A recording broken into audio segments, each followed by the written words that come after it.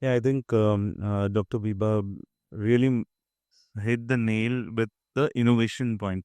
I think it's high time that we reimagine the way we used to think about programs, projects, or anything in relation to all that we have done till now. Because we are running, we are actually sprinting in all aspects. If you look at just the hydrogen mission, green hydrogen mission, we have 17 ministries in it.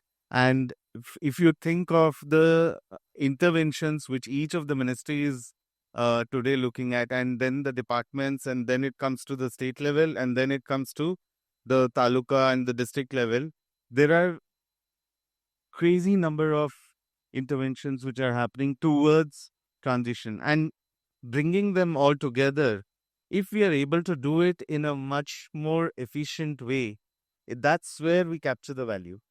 And the aspect is that, if you look at the way we, at least in BCG, we look at frames, and basically, if you have to look at the supply and demand of green hydrogen or RE or anything in relation to bringing this entire ecosystem together.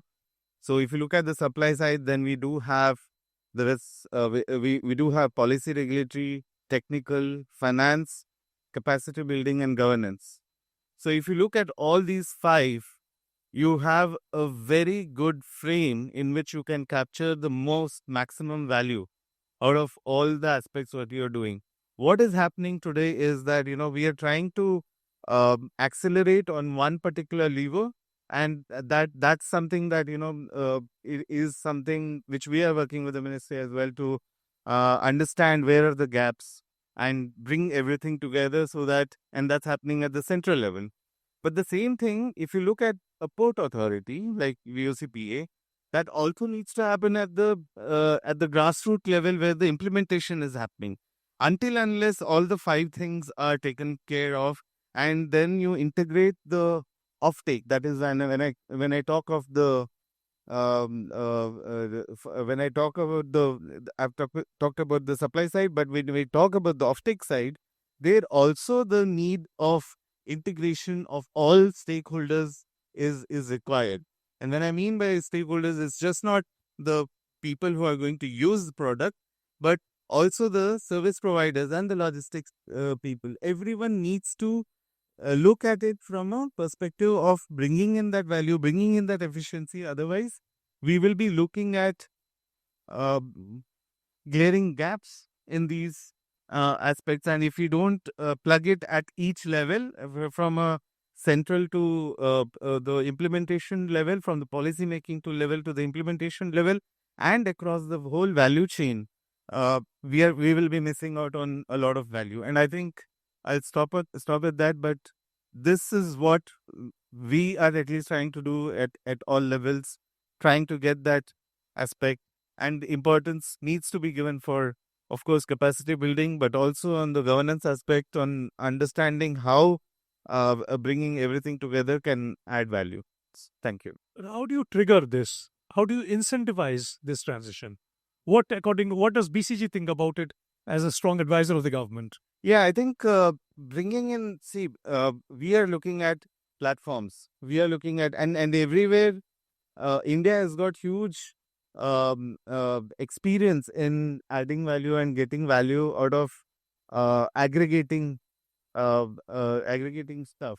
So demand aggregation is one place where the offtake can actually be very smooth.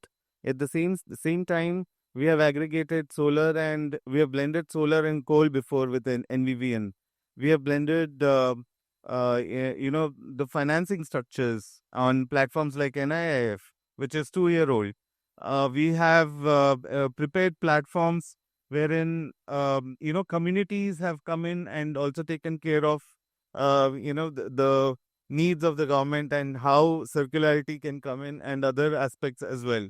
So we are very good at creating those platforms, and I think the time has come that those platforms were created only for one particular lever. Now the need is that we create the platform for all five levers, and then take it in a most comprehensive way.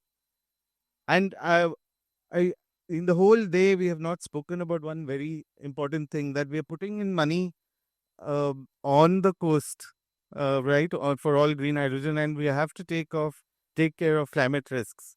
At the same time, and Dr. Weber really mentioned about the earthquake, which we just saw.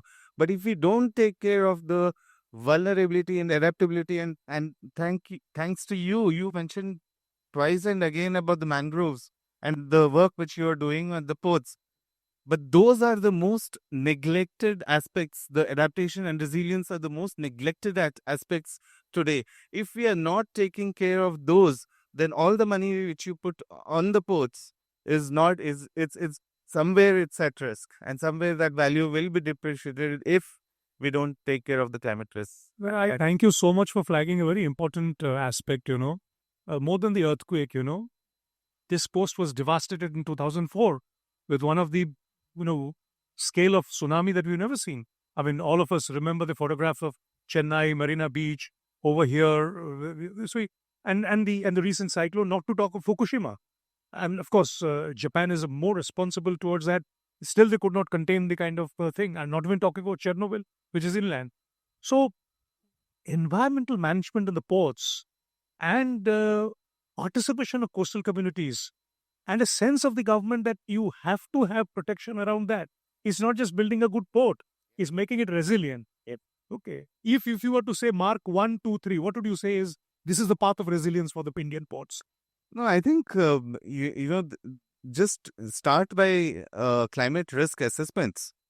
It's very important. We do all the feasibility studies. We do put money into various other things, but a fraction of that, if we do just start by making climate risk assessments today, and we assess that in the next 20 years, how is that I need to get where are the risks? When is that my value which I put on the port today is going to get affected? That itself will give you a resilience plan, and it involves communities, it involves technical measures, it involves policy measures, it involves financing. So if you make that all resilient, then all the money which you put today will be there for the next 50 years. And that's why the only thing which I want to make before I leave, and I would I will I'm already getting FOMO because I'll be leaving this entire nice panel, but uh, the only thing which I want to make a point is we have to look at it in a most comprehensive way, of taking all the five levers, and also build platforms wherein we bring in all the people together, and wherein nobody loses and we capture the maximum value. I think I'll stop at that. Thank you so much. Thank you so much.